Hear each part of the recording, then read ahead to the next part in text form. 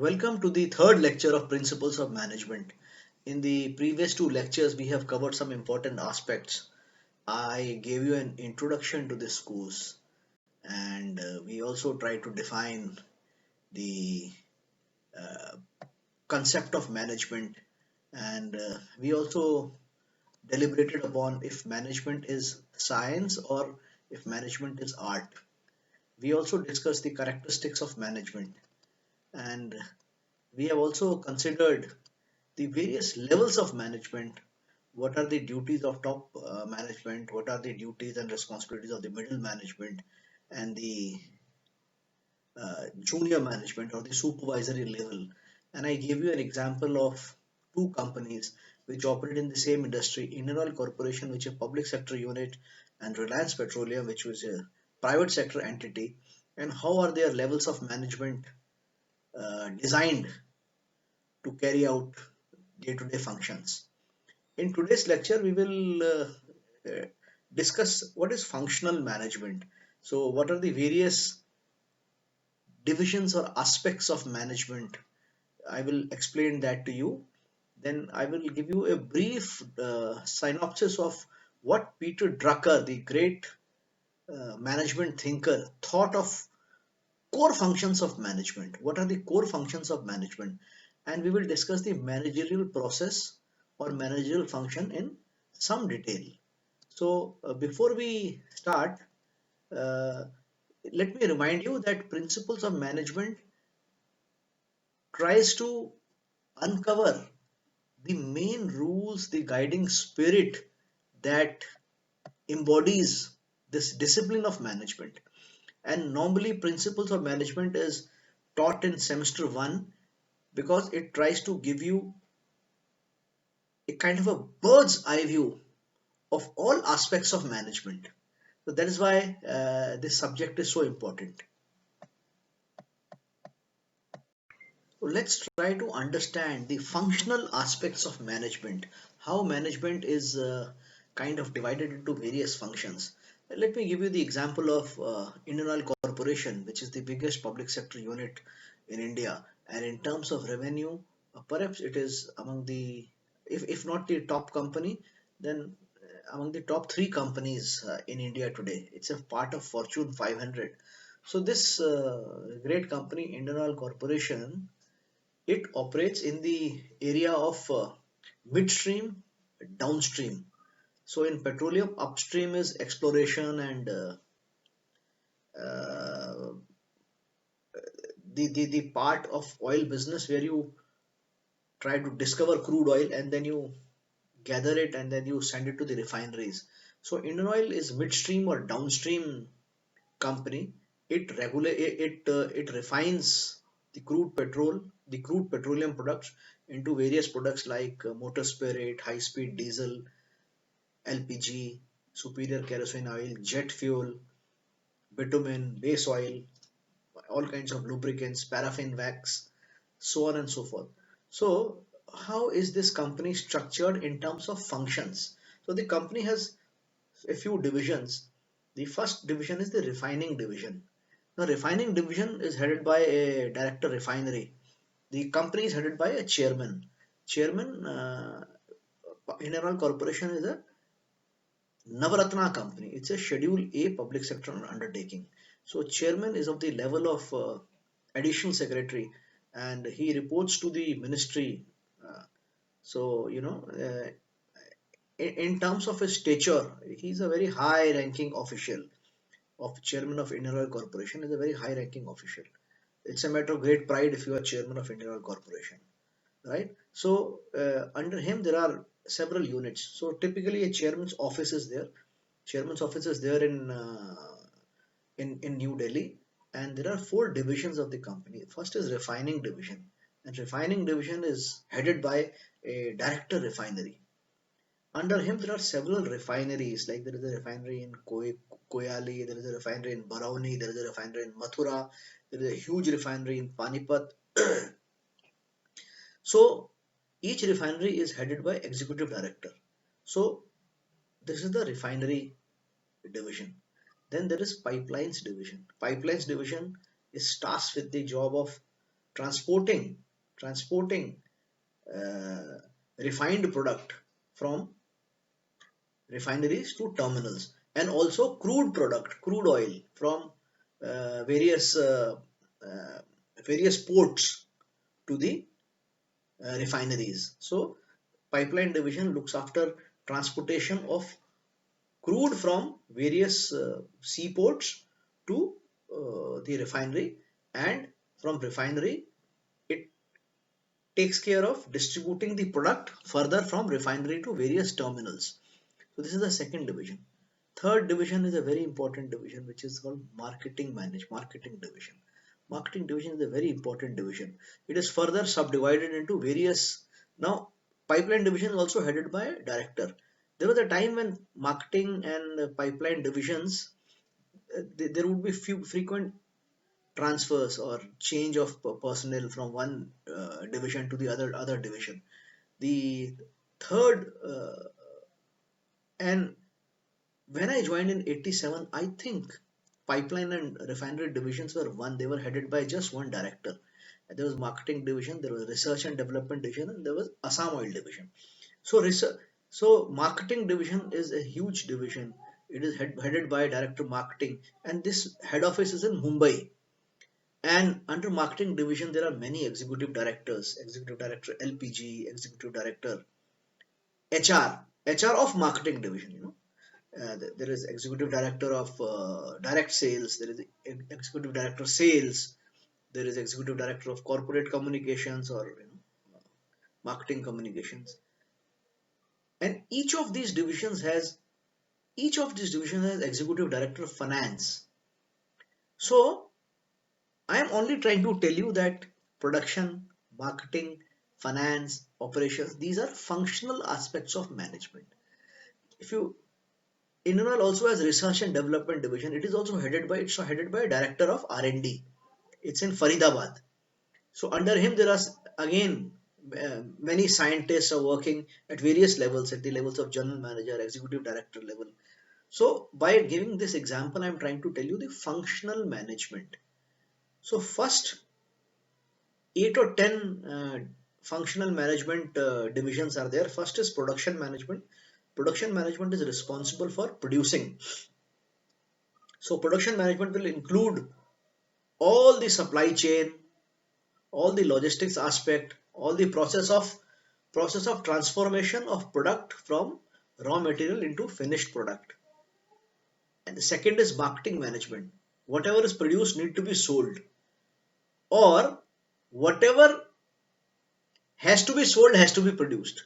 In marketing terms, during the when industrial era kicked off, whatever you could produce you were able to sell. But now with the competition and everything, you produce only for which there is a demand, right? So marketing management uh, is involved with the process of distribution, with the process of forecasting demand, with the process of assessing the demand. It starts with the process of appointing dealers, appointing distributors, appointing clearing and forwarding agents. So, marketing management. Third is financial management, because without finances, uh, nothing can happen, right? Right? So, how to raise finances? What should be the working capital? What should be the liquidity ratio? What should be the debt equity ratio? Which bank will we do our borrowings, or in which bank will we make our deposits, right? Would we go for an initial public issue? Would we What will be the size of our equity? Financial management, how much in conjunction with marketing management, financial management will decide how much credit period do we give to our distributors, for example. This is financial management. Fourth is human resource management.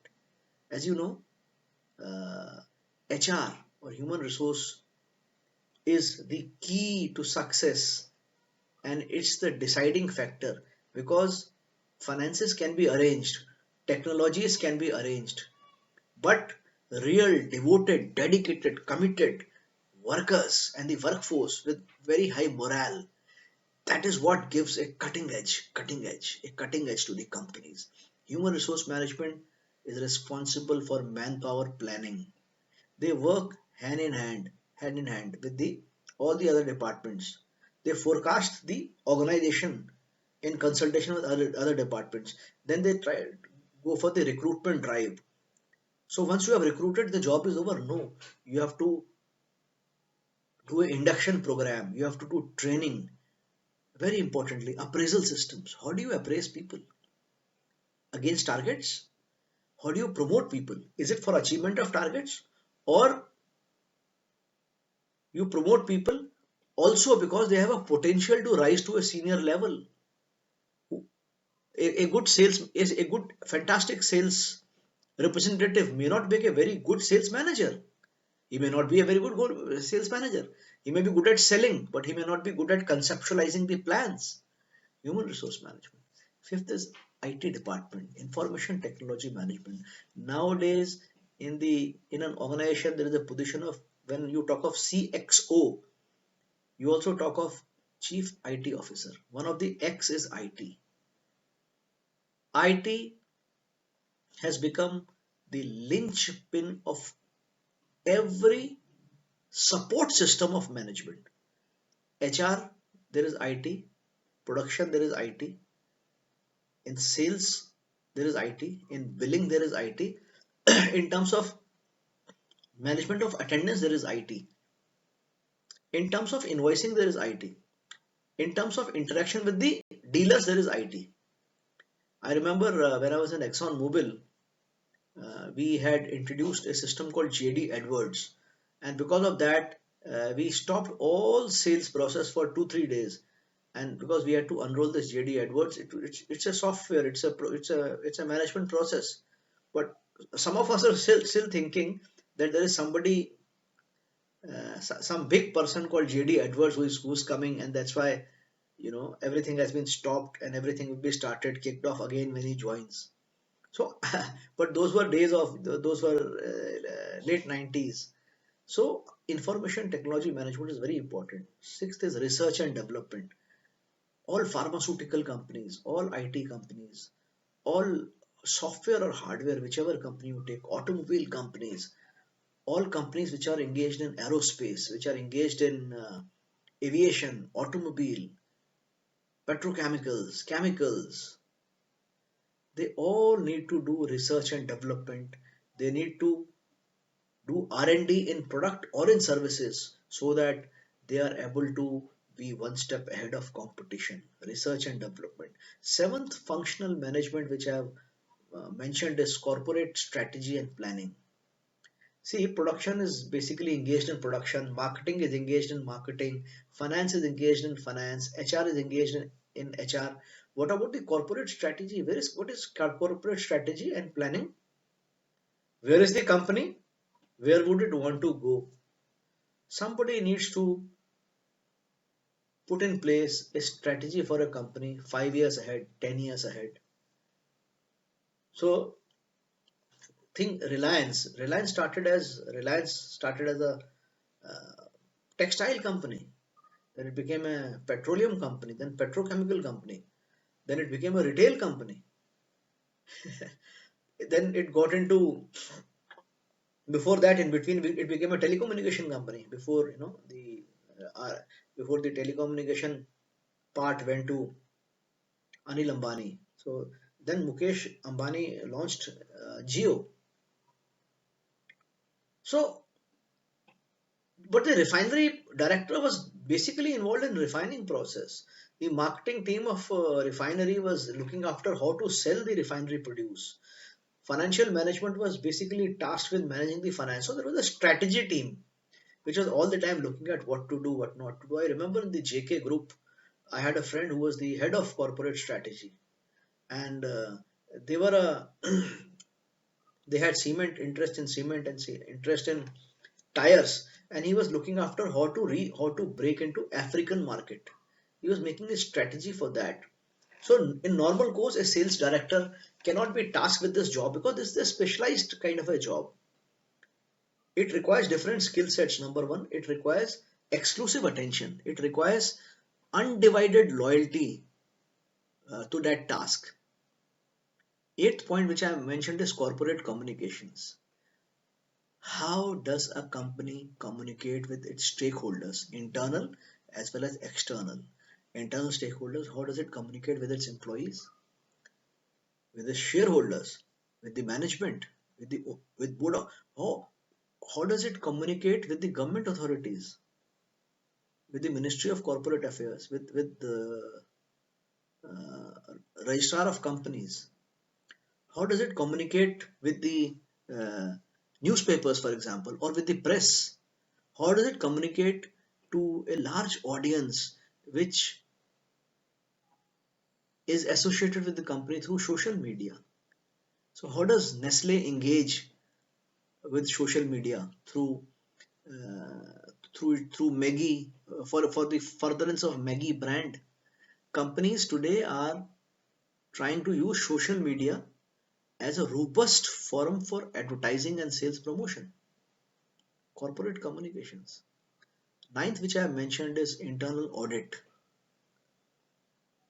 Internal audit. Because without audit, without a semblance of control, rather without robust controls, things can go haywire and nobody would notice. Audit is important.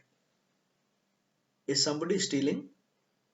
Is somebody not following the delegation of authority guide? Is somebody misusing the powers?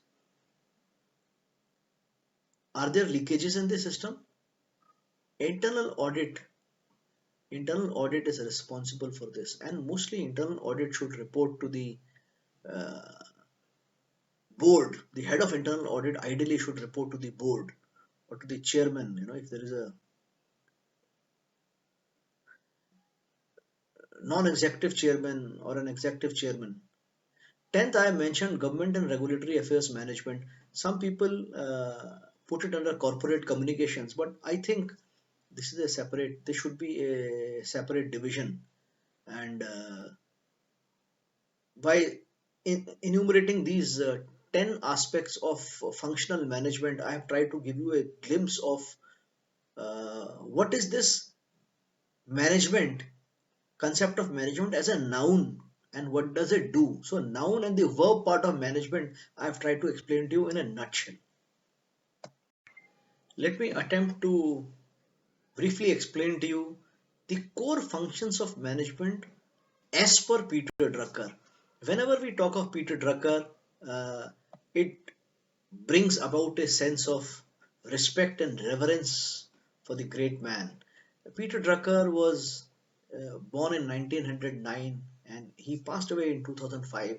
He is considered as one of the most widely known and influential thinkers of management, and his work continues to be used by managers worldwide, and he continues to inspire thinkers. He was a prolific author, and after F.W. Taylor and Henry Fayol, he was the first person who depicted management as a distinct function. He said management is a distinct function, and being a manager is a distinct responsibility. So his writing showed real understanding uh, for the difficulties which were faced by managers and expectations from managers. So he had a long career and he was interested in diverse fields, but he has his contribution to the study of management has been huge.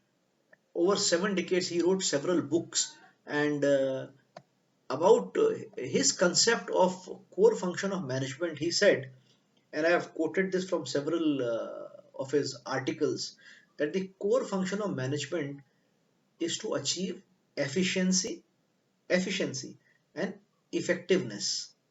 So two words, efficiency and effectiveness. For what?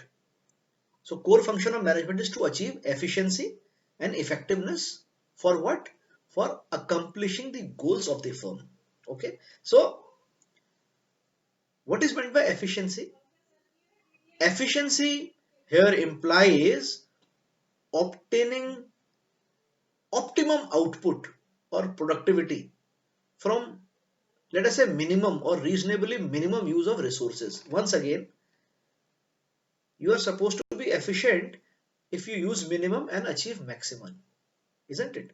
But we are not using minimum and maximum because uh, when you use minimum human resource to try and achieve maximum results, it has a negative connotation, isn't it? You can't be using less people to achieve most. This also brings about a this gives one a suspicion that you are exploiting the manpower, isn't it? Or if you try to over leverage a machine, the machine can break down faster. So optimum output using reasonably minimum resource. This is efficiency. It's an excellent definition given by Drucker. Effectiveness stands for what? Effectiveness doing means doing only those activities that contribute to accomplishment of goals. Let me give you an example. A manager is doing several activities. Only some of the activities are contributing to the goal.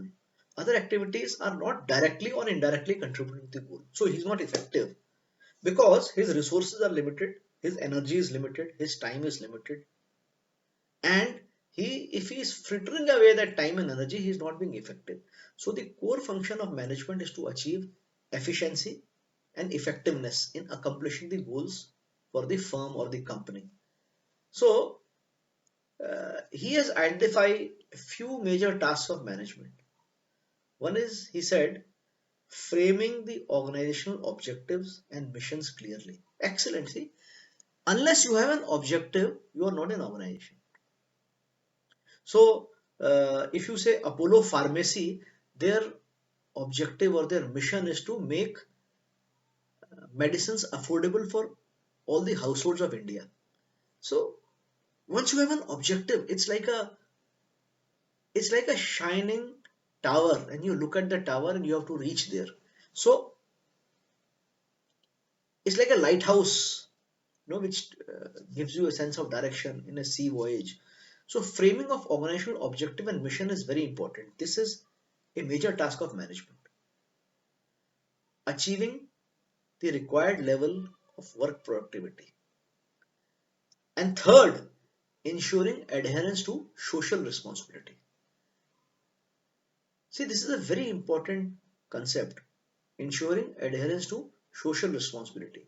So, it is not just economic responsibilities, it is not just legal responsibilities, it's not even just ethical responsibility, it's social responsibility. Remember, there's, I think in your next year or sometime you will read Archie Carroll's Pyramid of Corporate Social Responsibility, CSR. So, social responsibility means that you use the resources of the society. You are a part and parcel of the society. You sell to the society, you take from the society. So, you have a huge responsibility towards the society. So, it is binding upon you to be a socially responsible corporate citizen. Hasn't he summed it up very beautifully? First is framing the organizational objectives and missions clearly. Second is to achieve the required level of work productivity. And third is ensuring adherence to social responsibilities. Social responsibility is something which has gained currency in the last 35 to 40 years. Things like corporate governance, things like corporate social responsibilities. There used to be a concept that business is only responsible for generating profits, satisfying consumer needs, and in the process generating profits. And after that, it must pay its requisite taxes. Corporate social responsibility was not considered important, but today corporate social responsibility has become a buzzword. Any company which prides itself for being a responsible company or for being a reputed company, it first talks about corporate social responsibility. So, a beverage company talks about how it is a water neutral company. What is meant by water neutral company? That whatever water it consumes through some process, through water harvesting, rainwater harvesting, or through whatever process, it is able to give, give back to the earth that amount of water. So, a beverage company aspires to become a water neutral company. A company can inspire to be a carbon neutral company. So by way of emissions, whatever it emits, it does so much of forestation, it does so much to reduce the greenhouse emission that it becomes a carbon neutral company. Social responsibility. So social responsibility also mean if you are using the mineral resource of the, let us say, a tribal area, and you are um, a mining company, you are exploiting the mineral resource of that tribal belt. Do you give back to the people who were the original inhabitants of that tribal area? Have you done something for their health care? Have you done something to give them a sustainable kind of a livelihood? Social responsibility. Companies which have a good record of social responsibility has a good reputation, and companies which have good reputation, it reflects in the value of that company in the bourses or the stock market. There is a direct corollary that a company which has a good social responsibility score is able to attract finances, all things being equal, as compared to a company which does not have any record of being a good socially responsible entity. A company which is seen to be socially responsible,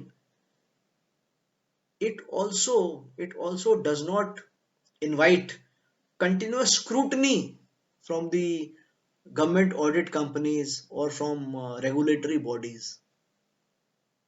So Peter Drucker has summed it beautifully. I thought before I start the managerial process or function of planning, organizing, and other things, I should give you the gist of what Peter Drucker thought core functions of management. Leading management thinkers like Henry Fayol, who gave us the principles of management, they also explained the process of management as planning, organizing, leading, controlling.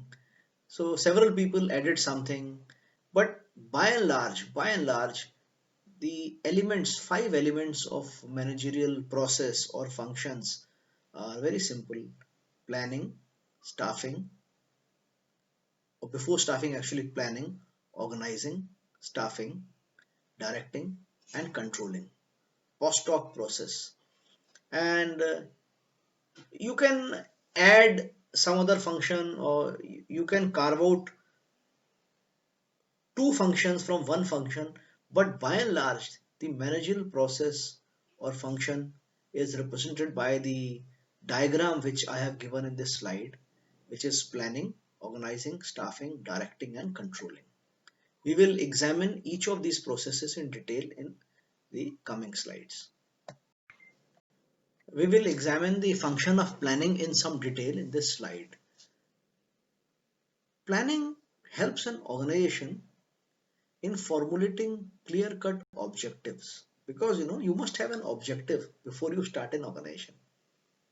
So it's not that you have come to this earth and then you start to find the objective, because birth cannot objective cannot precede your coming to this earth. You came to this earth because you were brought to this earth by your parents, by the will of God. But in case of organization, you must have a objective. First, a clear-cut objective as to why an objective must be in place. Why must you try to build that organization? And once you have an objective, you have to determine the best course of action for achieving this objective. Let's take the example of, let us say, a small non-governmental organization whose objective is to improve the living conditions of tribals in a particular area. So this is an objective. Now, then that organization will start to think how, I'm talking about a non-governmental organization and not for profit organization, not a business organization, but which aims to uplift eh, the people of a particular society. Now they will examine how to bring about some kind of a prosperity in that group. So they will think that what do these tribals do? Suppose these tribals are traditional honey gatherers. They gather honey. Honey is very important. It's a talk of the town today because Center for Science and Environment has done a study and it has found most of the brands of honey, leading brands of honey, which are being sold are adulterated with sugar syrup, C4 or something, which is imported from China of all the places. So it's a good so this NGO, this social group has an objective that it wants to improve the lot of the people in that tribal area, and now they have a course of action that they want the process which is undertaken by these tribals right now, which is gathering of honey. They want to contribute to this process, collect honey on their behalf, market it so well so that these tribals get a fair price for their enterprise.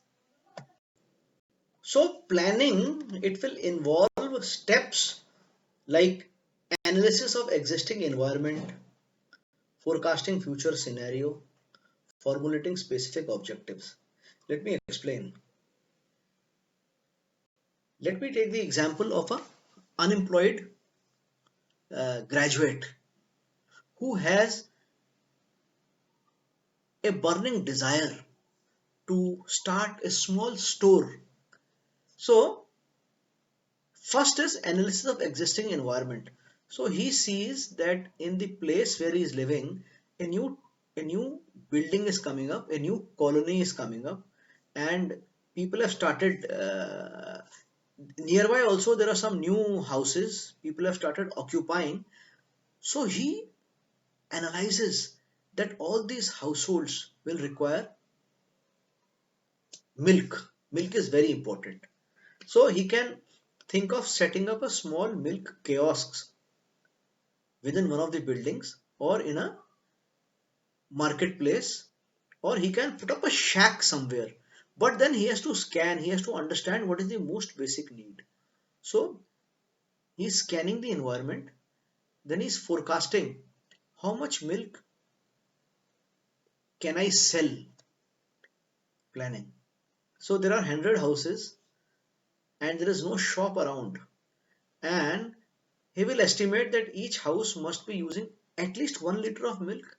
So demand is 100 liters of milk. Some of them may have an existing tie-up with, let us say, milk basket or something. He'll try to find that out. He's scanning the environment and he will say, okay, I can safely sell without, because he does not have a refrigerator, he has a small shack. I can safely sell at least 40-liter milk on my day one. And he will now, he's forecasting the demand, mind you, and he will err on the side of caution. He will put up a shack, he will throw leaflets, he will go to the houses, he will talk to the security guards, and perhaps he will start his day by keeping 25 1 liter pouches which he will procure from the nearby mother dairy. And why? Because he does not have any refrigeration right now, and he has started this his enterprise, small enterprise, in the winter month. So by God's grace, he will not require much refrigeration for some time, and he is erring on the side of caution. He is stocking what he thinks he can sell anyhow, and he will make a plan B. If he is not able to sell, what will he do with that milk? This is planning. Planning is generally considered the foremost function in the management process because of its critical role in deciding the success of the organization. I am trying to tell you the importance of planning in a small one-man enterprise. In big enterprises, planning is carried out by all managers at all levels. It forms the basis and provides you direction for all managerial functions such as organizing, directing, controlling, etc. etc. Because accomplishment of organizational goal actually is the purpose of management, isn't it? So first is planning. They say if you fail to plan, you plan to fail. But planning for big organizations may cost the organization in terms of time and resources, but it can sufficiently reduce future uncertainties and difficulties in its operation, because you already know what lies in advance. It's like this: if this person is planning on his day one, he has sold milk here, but he has also planned people who will come to buy milk from him can also buy daily bread from him, isn't it? A packet of bread, every household takes bread, or some cornflakes maybe, or maybe eggs. Planning, isn't it? He's planned for it, no? But he has also planned not to stock it in day one. Believe me, this new shack which our friend has set up now, it just needs a small spark to succeed. Once it gains some critical mass, believe me, a beverage company will come and they will offer him a refrigerator. You please stock our cold drinks. And once he has that, he will also keep butter, cheese, margarine. So gradually he is increasing his stock, and he has planned well for that. So this is the importance of planning. I told you there must have been a team which must be planning in Reliance Industries Limited, that after we have achieved this much turnover from Reliance Industries, from petrochemicals, from refining, what next? Somebody must be planning the retail division of Reliance. Next is petrol pumps. Next is Reliance Fresh. Next would be Geo. This is planning. India, when we got independence, we started a system of 5 year planning. Without 5 year planning, even though it was a socialistic model, we would not have achieved what we have achieved. A nation plans how many IITs by which year, how many AIMS by which year, how many dams by which year, how many megawatts of power by which year, how much of fiber, optic fiber laying by which year, how many villages by telephone line by which year, how many kilometers of road by which year. All this is perspective planning. So planning can be perspective planning for long term, it can be short term. When you plan for a cricket team, if you are planning for a World Cup which will happen after 3 years, you will plan after you have won the World Cup and after you have played this year's World Cup. That day, the next day, you have to plan for the next World Cup. I remember a president of a very successful political party. He was asked a question. How will you? He was asked this question in 2018, and he was asked this question that what are your plans for 2019 general elections in India? And he said we had started planning for 2019 elections after we had won the 2014 elections. Perspective planning, strategic planning. Then there are plans which are short-term plannings, medium-term plannings, day-to-day planning. Strategy and tactics. Long-term is strategy, short-term is tactics. This is what planning is. So once you have completed your planning, your strategic plan, next step is plans have to be converted into action, right?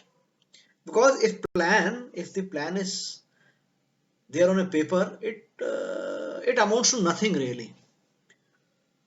So to convert plan into action, you need to put in place necessary structure and resources.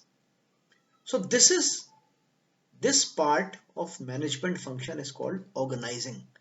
Organizing involves arrangement and allocation of necessary physical and human resources for achieving the goals of the firm. Once again, organizing involves the arrangement and allocation of the necessary physical and human resources for achieving the goals. This is the constant leitmotif, constant theme, recurring theme. Organization is there because there is a goal, because there are organizational objectives. So that remains central to every activity. Converting plans into action by putting in place necessary structure and resources. So what are the specific steps? Number one is you have to establish an organization structure. Like I gave you the example of Indian Oil Corporation. They will have refining, marketing, pipeline, R&D. Earlier there used to be Assam Oil division also. So various organizational structure. Uh, Working in Exxon Mobil lubricants in India, we used to have a system. We had a CEO or a country manager. Under him there was a marketing manager. Under him there were four regional managers. Under the marketing manager there were two other marketing guy. Then there was a distribution head of distribution in the head office, head of regulatory affairs, head of industrial team. Then in the regions we had regional managers. Under regional managers there were state managers. Under state managers were sales officers. So this is organization structure. After that, you have to determine the work, authority, responsibility, accountability of each member. Work, what will you do? Authority, what are his powers? Responsibility, what is he responsible for? And accountability, what happens if he fails? What happens if he is able to achieve? For each member in relation to his job. Then you have to assemble. Third is and allocate resources, physical resources, financial resources, informational resources, other resources for task execution. And fourth is you have to develop conditions appropriate for optimum utilization of available resources. Now, here is a question. Many people feel that organization is nothing but staffing. But staffing, which means managing the human resource, this is just one part of organizing. It also requires physical allocation of physical resources, financial resources, informational resources. Okay. And since the process of organizing it involves attracting, assigning, maintaining people for goal function, staffing is an integral part of organizing, but staffing is the key portion. There are many complexities involved. For example, maintenance and motivation of employees in the organization. So many experts feel staffing is a part of organizing, but for our purpose, we will take staffing as a separate entity. So I have explained to you what is organizing. I'll try to explain to you what is staffing. In respect of staffing generally the activities involved in staffing are recruitment and selection. Recruitment, selection, training and development. Recruitment and selection, training and development. Important thing, performance evaluation, compensation, benefit fixation, and industrial relation management. Does it look very verbose? Let me explain again. Recruitment. You need people to work, no? You need to recruit people. You need to put out an advertisement. You need to interview people. Before that, in the organizing part, we have said we will define the roles, right? So suppose we are looking for head of sales. What should be the qualities of head of sales? What should be the experience level? What should be his educational qualification? Should he be from the same industry? Or do you want to bring an expert from other industries who he can bring in fresh perspective, right? Recruitment and selection. what are the parameters against which against with he will be selected. Just to give you an example, I was in Reliance Petroleum, and even when we were recruiting delivery sales boys, who those who deliver dispense petrol into your vehicle or diesel into your vehicle, there used to be a psychometric test. So it was given up later on, but at least for an accountant and for the frontline supervisors, this test was very essential. Thomas profiling was done in terms of disc profile. I'll explain to you the disc profile sometimes later when we talk of motivation theories. But staffing is a complex, it's performed by managers at all levels when they involve themselves in activities related to human resource, such as selection, motivation, or subordinates. Sometimes they will work in conjunction with the HR department. Staffing is the responsibility for staffing is HRs, human resource departments. The guiding principle, what is the guiding principle of staffing function? Selection of the right person at the right time for the right position at the right cost. Once again, selection of the right person at the right time for the right position at the right cost. These are the four things you must remember. Because if any element is missing or any element is ignored, then the staffing is not right. Suppose you have chosen the right person at the right time, at the right position, you have not given him the right price. You have not given him the right salary. He will find a position, he will jump ship. If you have a wrong person for the job, from day one, it is a disaster. Suppose you have chosen somebody for a job, let us say for advertising, but your product launches after, let us say, 6 months, 7 months, and the person does not require so much of uh, time to acclimatize himself. So you cost overrun. You have chosen him far ahead of time, right position. Reliance Petroleum, I felt that they were sometimes guilty of choosing overqualified people for particular position, very overqualified people. But then they would also pay them very high salaries, and people would find it very difficult to jump ship. So staffing is very important. Even large organizations with exclusively HR departments, they normally like to involve line managers in the staffing function. This is because the good knowledge of the job, job holders and job environment is known to the executives themselves. For example, if in research and development department there is a position of a vacancy of a scientist, the HR manager may not be able to ask searching questions, or to he will not be able to evaluate the knowledge, scientific knowledge of the candidate. So he has to involve somebody from the existing senior person from the R&D. So this is the function of staffing: selection of right person at the right time, number three for the right position, and number four at the right cost. At the right cost means at the right salary. Salary is a cost to company. That's why Americans call it cost. We don't call it cost in India. We call it a salary or a compensation. But it is viewed as cost to company. CTC concept. I will explain to you sometime. Leading or directing is an important function of management, important component. It is known by different names. Some people call it directing, some supervising, some guiding. So it's a managerial function. It basically aims at positively influencing the behavior of subordinates for the organization goal. By effectively leading, managers look to secure the best and the willing cooperation of individuals. The environment which is created in the organization is conducive for growth. The efficacy of leadership depends upon the person, his managerial traits, also sometimes situation, isn't it?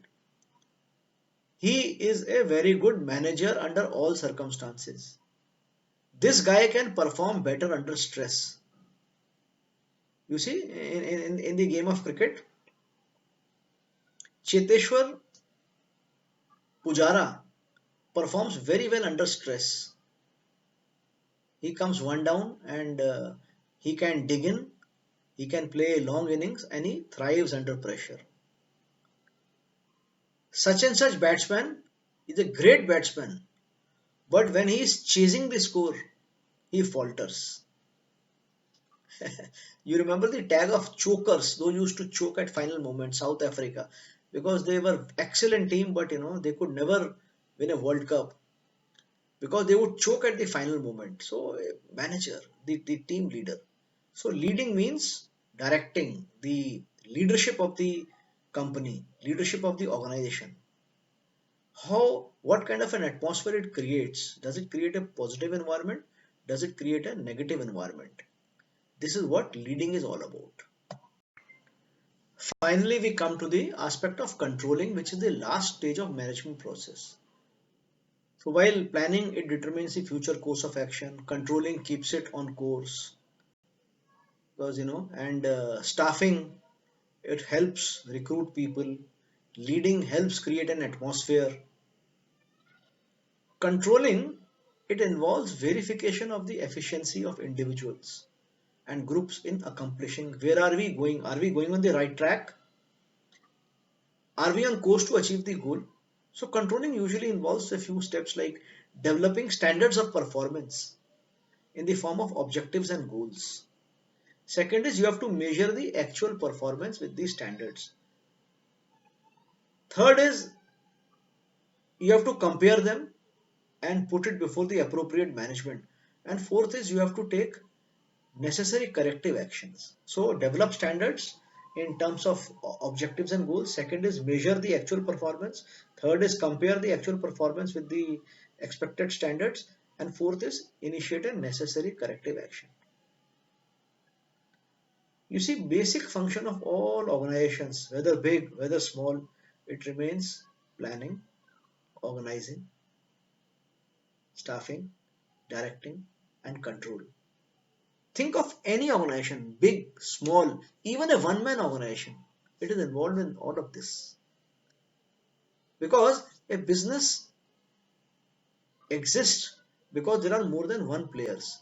A, other players may not be your employees, they may be your customers, they may be your creditors, they may be your business associates, it may be your banker.